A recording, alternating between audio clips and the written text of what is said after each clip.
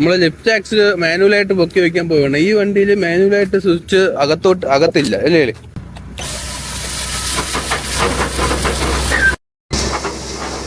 Okay, അപ്പൊ ഇതാണ് lift axle switch. മാനുവലായിട്ട് നമുക്ക് ലിഫ്റ്റ് ആക്സിൽ പൊക്കി വെക്കാം.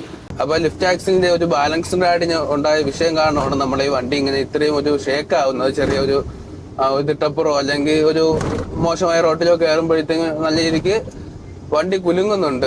അതുകൊണ്ടാണ് ഈ ഒരു പ്രശ്നം വന്നത്.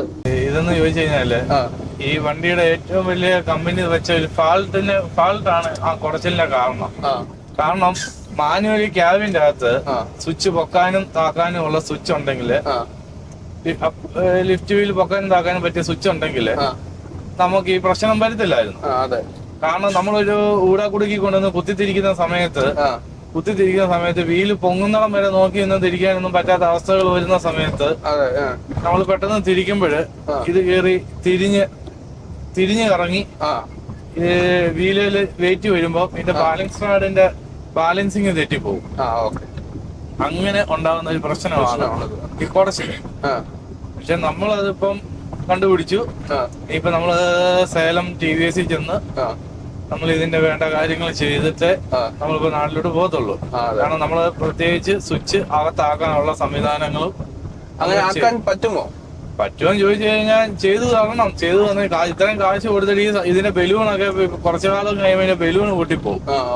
ഇതിനെ പൊക്കുകയും താക്കാൻ ലിഫ്റ്റ് സിംഗിൾ ആയിട്ടാണ് സിംഗിൾ ആയിട്ട് പോകുന്ന സമയത്ത് ഏതെങ്കിലും ഒരു ഊടക്കുടുക്കി വന്നിട്ട് ഞാൻ ക്യാബിന് അതൊന്ന് ഇറങ്ങി അവിടെ പോയി സ്വിച്ച് ഇട്ടിട്ട് തിരിച്ചു കയറി വന്ന് വണ്ടി എടുക്കാൻ പറ്റുമോ? നാട്ടുകാർ തല്ല് തരുന്നില്ലേ?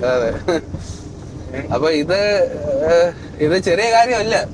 അതെ, മറ്റുള്ള വണ്ടിക്കൊക്കെ അകത്ത് തന്നെ ഉണ്ട്.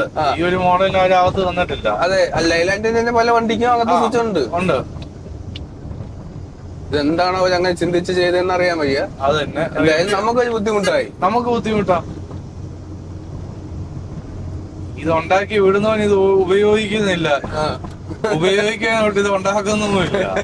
ഇത് തന്നെയാണ് ഇതിന്റെ അവസ്ഥ.